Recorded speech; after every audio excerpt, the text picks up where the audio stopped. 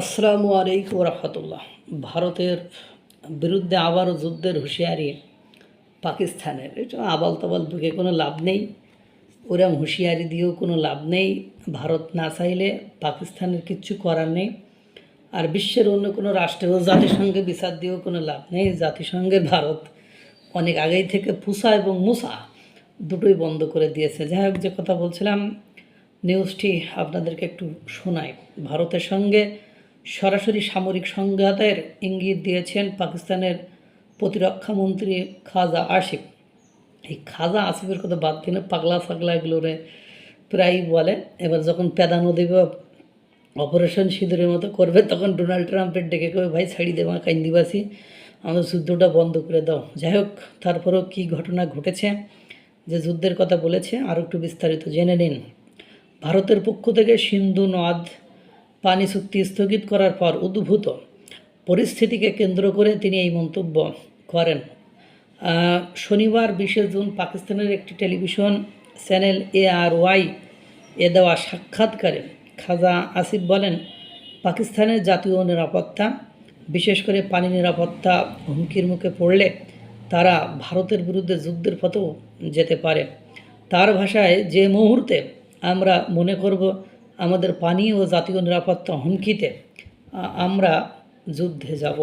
তিনি আরও দাবি করেন, ভারত যদি পাকিস্তানের পানি প্রবাহ বাধাগ্রস্ত করার কোনো প্রমাণযোগ্য পদক্ষেপ নেয়, তবে ইসলামাবাদ সামরিক প্রতিক্রিয়া বিবেচনা করবে। হ্যাঁ, তুমি সামরিক প্রতিক্রিয়া বিবেচনা করবা, আর মানে ভারত বসে বসে আঙ্গুল ছুড়বে, বেটা মদন।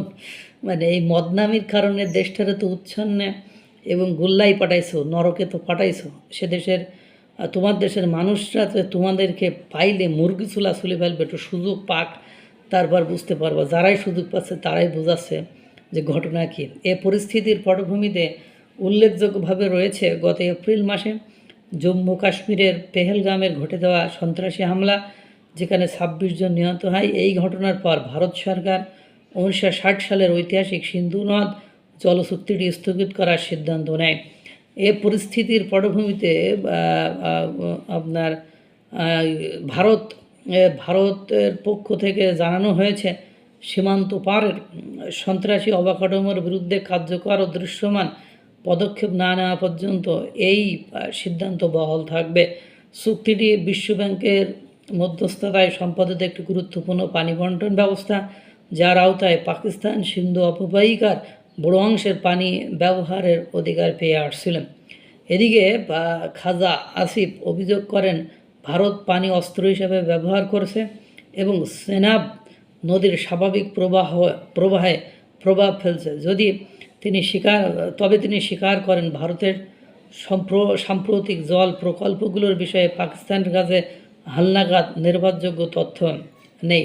অন্যদিকে পাকিস্তানের অভ্যন্তরীণ পানি ব্যবস্থা নিয়েও সংকট দেখা দিয়েছে। সিন্ধু ও বেলুচিস্তান প্রদেশে তীব্র পানির ঘাটতি দেখা দেওয়ায় কৃষি ও দৈনন্দিন জীবনে বড় ধরনের প্রভাব পড়ছে। সরকারি তথ্যে বিভিন্ন খালে 38% থেকে 82% পর্যন্ত পানি ঘাটতির কথা বলা হয়েছে। দিন শেষে যে তুমি লাটার গাটার ঘটার করে ফেলবা, দিন শেষে যে তোমাদের অবস্থা হালুয়া টাইট হয়ে যাবে, চিন্তা করার কোনো কারণ নেই।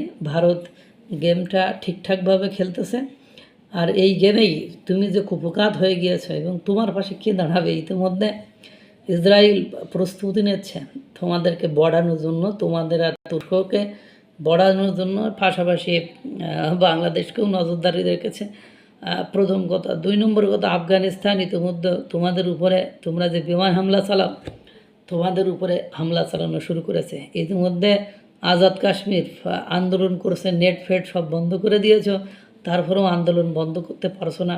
বালুচিস্তান লিবারেশন আর্মি তো অনেক আগে থেকেই করেছে, আর খাইবার পাখতুনখোয়া তো আছে। সুতরাং নিজে কেমনে বাঁচো, সব যুদ্ধের ভয় দেখায় লাভ নেই। মনু, তুমি শক্তিশালী হলেও আর একটা দেশও শক্তিশালী। এর আগে পেহেলগামের সময় শক্তি প্রদর্শন করতে যে কি বাটামটা খেয়েছো, ওইটা একটু স্মরণে রাখিও।